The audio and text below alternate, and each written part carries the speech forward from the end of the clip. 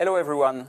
We are very happy to welcome you in our laboratory for this second webinar organized by VINPAI. Today's presentation will be dedicated to the custom-made aromatic solutions. I'm here today with my colleague Hervé Demey, who is the Director of Innovation at VINPAI, Catherine Colin-Gaudy, Sales Director, and Brieg Malegol, Sales Engineer like me. The presentation today will be divided into three parts. First of all, Hervé will introduce a theoretical part and will explain the notion of taste, what the physiological processes are at stake, and he will also describe what an aroma is composed of. In the second part, Catherine will explain why the food industry are using flavors, and she will also explain how VINPAI develops those custom-made aromatic solutions. And then, finally, Brieg will introduce briefly our different ranges of aromas. So feel free to ask your question at the end, during the presentation. We will take 10 minutes for Q&A at the end of the presentation. So enjoy this webinar. Thank you. So Hervé. Thank you. Well, in this first presentation, entitled Aromas and Taste, the Flavor of Food, we will explain to you why and how aromas are essential to the notion of food flavor and largely condition our food preferences. For that purpose, we will analyze how our body allows us to appreciate what we eat, thanks to our two main senses, which are taste and olfaction. So, to begin with some definitions, as you can see, the perception of taste is closely linked to smell. And so the term taste today includes those two senses in everyday language. But taste or gustation is one sense that identifies chemical in the form of solution to receptor cells, mostly in the mouth, while olfaction or smell is the sense that analyzes volatile chemicals or odors which are present in the air. Next slide, please. So, to begin with, the taste. Taste is the perception produced or stimulated when a substance in the mouth reacts chemically with some taste receptor cells, which are located on what we call taste buds in the oral cavity and mostly on the tongue. You have to know that we have between 2,000 to 5,000 taste buds, which are located on the back, on the front of the tongue, and some others located on the roof, sides and back of the mouth and in the throat. As you can see, the taste buds are specific bunches of cells located in the mouth, specific cells which are connected to the nerve systems, which are able to detect and to transfer a message when they are connected to some chemical substances. So, taste buds are able to distinguish between different tastes through detecting in some specific interaction with different molecules or ions. And there are mostly two types of detection means. One is the connection through cell receptors, mostly for sweet, umami and bitter tastes. And for saltiness and sourness, the connection is made with some specific alkali metal or ions, hydrogen ions, which can enter directly the cells through what is called a channel, proton channel. So originally the taste has been exist to sense both harmful or beneficial things that we put in the mouth. And that's why taste modalities are classified as either appetitive or aversive. And as you can understand, sweetness, for example, helps to identify energy-rich foods, while bitterness serves mostly as a warning of danger because it's a sign of poisons. So today we recognize officially 5 different tastes which are recognized in the mouth. The list is sweetness, sourness, saltiness, bitterness, and umami, also known as savouriness. And scientific experiments have demonstrated that these 5 tastes exist and are distinct from one another. So to begin with, sweetness. Sweetness, as I told you, is regarded as a pleasurable sensation. It's produced mainly by the presence of sugars, but also some proteins and also some other substances that mimic sugar. That's why many food can be perceived as sweet, regardless of their actual sugar content. As you can see, there are some substances mostly used as sweeteners, like the stevia glycoside, coming from a plant, which is 200 times sweeter than sugar.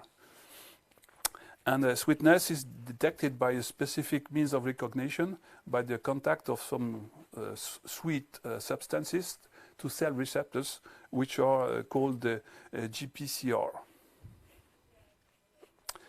So sourness. Sourness is a taste that detects acidity. The most common food with natural sourness are fruits, mostly citrus, such as lemon, orange, tamarind, and bitter lemon, but also some fermented foods, such as wine, vinegar, or yogurt, may have a sour taste. Sour taste is detected by specific means of recognition, which is a small subset of cells in the taste buds, which are called the type 3 taste receptor cells. Next slide, please. Now we come to saltiness. Saltiness is a taste which is produced primarily by the presence of sodium ions. But other ions of the alkali metal groups, the one which are in red on the screen, lithium, sodium, potassium, rubidium, and so on, those alkali metals can have a salty taste, but the further from the sodium in the classification, the less salty the sensation. That's why the sodium has the saltiness index of 1, and from that you can compare the others. And for instance, potassium, under the form of potassium chloride, is the principal ingredient in salt substitute, which has a saltiness index of 0.6 compared to 1 for sodium.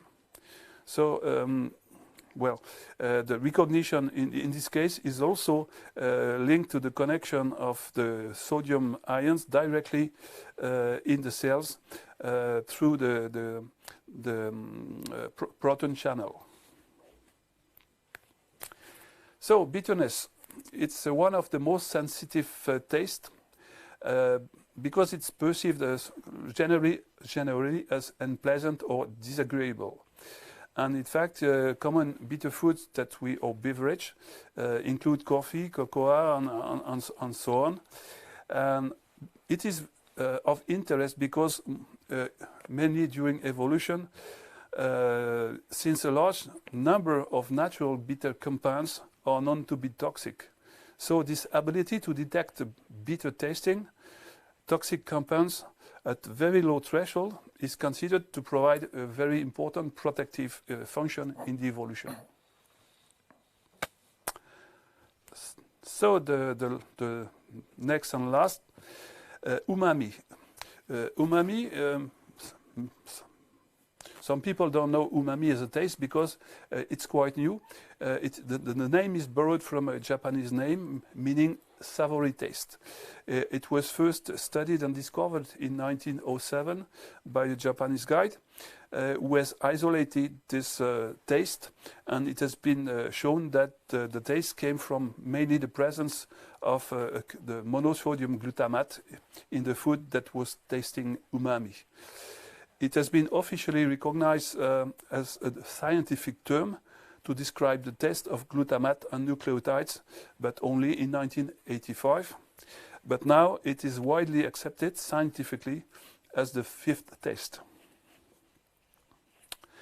So umami is not tasty on its own, but in fact it improves the flavor of the wide variety of food and increases the taste of the other tastes.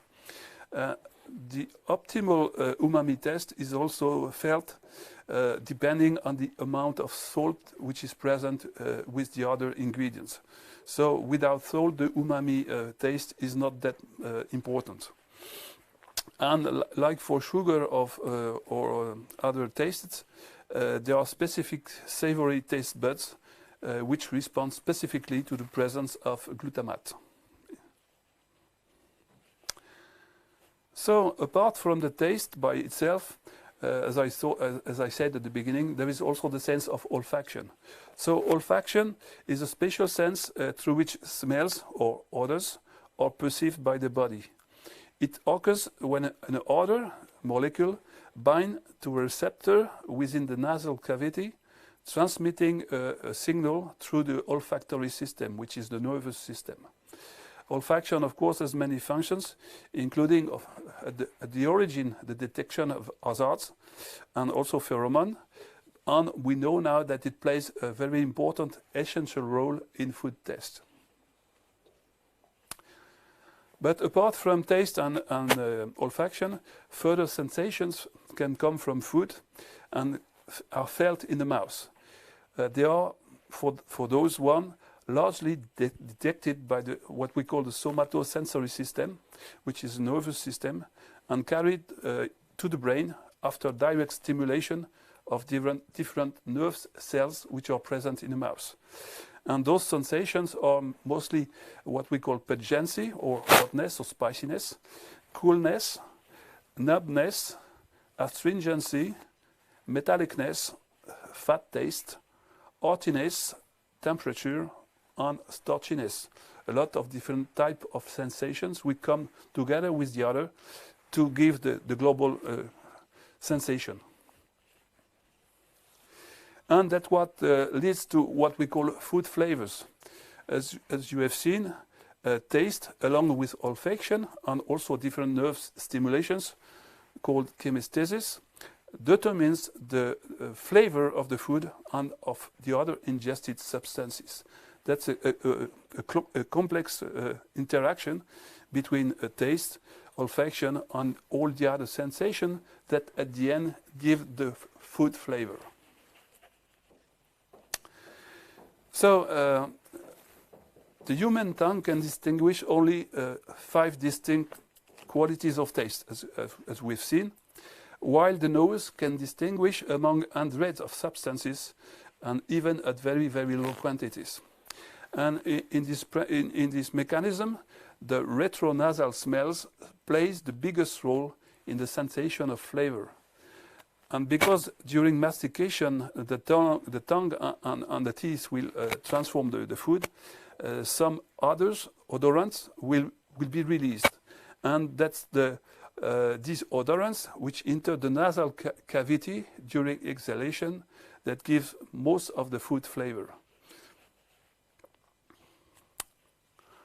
So now we will talk about the way we can improve, modify, or tailor-made food flavors. So what is flavorings? Flavorings is the way to reproduce, standardize, or strengthen the flavor of industrial food products. And they are developed by what people who are called flavorists. Today, the specific knowledge regarding food flavors allows the possibility to build up a tailor-made flavor to food components or ingredients. And the main way to achieve this target for food preparation is, of course, the use of flavorings. So what is a flavoring or aroma compound? There is a general definition, which is a volatile compound that allows the perception of taste and or smell. And there is also an official definition, a European one, that says that it's a product which is not intended to be consumed as they are, or as it is, and which is or are added to the food to give them an odor or an or taste or to modify them. So there is an official classification that says that it can be or a flavoring substance or a flavoring preparation or smoke aromas or aromas obtained by heat treatment or flavor precursors or other flavors. So let's check those different characteristics. So the flavorings classification. You see that there are two of them. The first two are written in red, and I will come back to it later, but that's mainly to understand that only those two type of flavoring can be classified as natural. It's not true for the others, but we'll come back at the end. So flavoring substance, what is it? It is officially a defined chemical substance having flavoring properties. So that means it's only one molecule, it's a pure product. When a flavoring preparation is a product other than a flavoring substance obtained from or foodstuff or natural material, plant, animal, whatever, that means that it's a complex mix. It's not a pure molecule. It is obtained by different techniques, physical, enzymatic, or microbiological processes, whatever it is, foodstuff or other materials. So the third category, smoke aroma, it's a product which is obtained by fractionation and purification of condensed smoke, whatever they come from.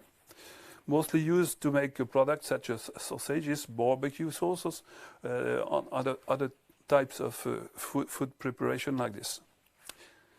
Next one, aromas obtained by heat treatment. There are products which are obtained by heat treatment from a mixture of ingredients, not necessarily processing flavoring properties by themselves. The aim being to reproduce the reactions which occur naturally during the cooking of the food. Next category is the flavor precursors, the same product which not necessarily possess by themselves flavoring properties. They are intentionally added to the food for the sole purpose of producing flavor by decomposition or reaction with the other component during the food processing. And the last one, the other flavors, in fact they are all the ones that are not classified in the previous classes. So it is the last slide, but it's important. When can we use the term natural when we speak of flavorings? Officially, a flavor can be qualified as natural if and only if its flavoring parts consist exclusively of natural flavoring substances and or flavoring preparation, which of course are natural by essence, because to make flavoring preparations we use natural ingredients. So when we use the term natural on the label, there are three ways to make it. We can use the term natural flavoring of X when X is a plant or an animal source of or food, or from a food or category of foodstuff. These flavors must contain at a minimum 95% weight by weight of the mentioned source, and this source must always be recognizable. When you use the term natural flavoring of X and other natural flavorings, that means that it's based on the same principle, except that the source X has to be added to less than 95%. But the same as before, this flavor must be easily recognizable. And the third category, when you use the term natural, is the term natural flavorings. You don't precise whatever it is. This term is used when the aroma or the taste of the sources used is not reflected in the aroma of the product intended for consumption. That means that you don't recognize the natural or the original flavor of aroma of the product. Okay, so we come to the next final slide. I think this information allows you to understand the value of mastering flavorings in food preparations. As you can understand, the main objective of this use of flavoring substances is to guarantee consumers highly convincing taste experiences so that the product meet their expectations, and at the end to make them want to consume them again. I'll now give the floor to our expert flavorist, who will explain to you how we work in VINPAI with flavors. Thank you. Thank you, Hervé, for this very interesting presentation. Please. I will now answer three much more basic questions, like why use a flavor in the food industry, as when you cook at home, for instance, you don't use any flavorings, except sometimes some vanilla or coffee extracts. Second question, how does VINPAI develop your tailor-made aromatic solutions? And third question, why developing your aromatic solutions with us? So the flavoring components naturally present in the food ingredients are most of the time altered by industrial processes like baking, cooking, pasteurization. So industrial producers use flavors in order to restore or standardize aromatic profile of the finished product. A flavor can also be a real signature for a finished product, making it easily recognizable by customers and difficult to copy by competitors. Furthermore, using a flavor, it's possible to give a flavor to a neutral base like water or bakery cream or chewing gum, or even it's possible to develop a flavor that doesn't exist in the nature, like tutti frutti, Coca-Cola, or barbecue. So now, how does VINPAI develop your aromatic solutions? We always start from a clear briefing that we make with our customer, with some technical questions like what is the application, what is the requested dosage, what is the requested carrier, what is your labeling requesting? For instance, do you need a labeling as a flavor or natural flavor? And second important question, what is the target of our customer? Is it a creation from zero? Is it a copy or an improvement of an existing flavor? What is the composition of a flavor? A flavor is composed by two main parts. First, a carrier, and secondly, the flavoring components. Concerning the carrier, we can choose a liquid one or a powder one. For liquid one, we use mostly propylene glycol, which is water soluble, triacetine, which is fat soluble, or sunflower oil. And for powder, we can use salt, sugar, or a more neutral carrier like maltodextrin or dextrose. How do you choose between a liquid and a powder flavor? Most of the time, the liquid flavors are used in sweet applications like biscuits, dairies, pastry or beverage, with a limited dosage because the legislation limits the propylene glycol content of the finished products to 3 mg per kilo for all the applications and 1 mg per kilo in the case of beverage. Powder flavors are mostly used in savory applications like cheese, ready meals, soups, sauces, and with no dosage limitation. Now the second part of a flavor, it's the aromatic components. It can be flavoring substance. Those flavoring substances are listed in a positive list, which is made by the European legislation. This positive list contains more than 2,000 substances, each substance giving a specific aromatic note. For instance, cis-3-hexenol gives a grass flavor, and diacetyl gives a butter flavor. Second part of the flavor, the aromatic preparations. It could be essential oil, essences, oleoresins, or natural extracts like vanilla, for instance. All those flavors are divided in what we name olfactive families. Those olfactive families are the floral family, green, fruity, warm, woody, buttery, spicy, grilled. So it's an easy way to distinguish all the olfactive sensation you have with a flavor. And finally, on the top of those ingredients, we can find in flavors some ingredients that doesn't have anything to do with flavouring preparation, but that gives also a flavour or colour. It could be herbs and spices, it could be yeast extracts, animal extracts, visual components, coloured ingredients, texturizers or acidifiers. For instance, when you develop a lemon flavour, you always need an acidifier to fully develop the aromatic profile of your flavour. Now the last question, why developing your tailor-made aromatic solutions with us? 3 main reasons for that. First reason, our know-how. We have strong internal aromatic skills and we have also high technology production lines dedicated to the flavour and the flavour production.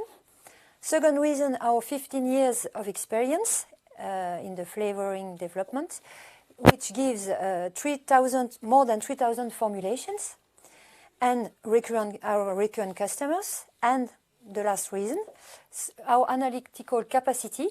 We have GCMS equipment and also we have know-how and equipment to make rheology analysis.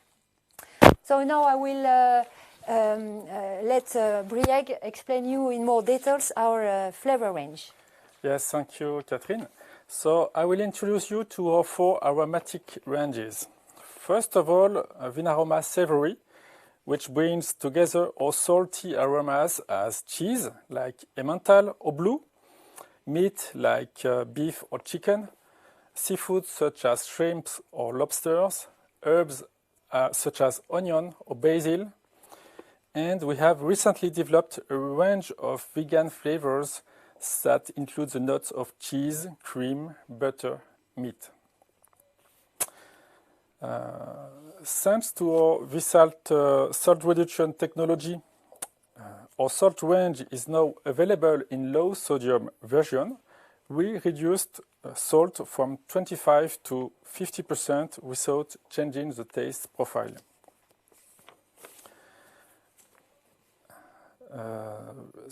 VIN'AROMA Sweet, this range of sweet flavors includes fruity notes like apple, strawberry, banana, for example, warm notes, vanilla, chocolate, coffee, florals, pink, hibiscus, jasmine.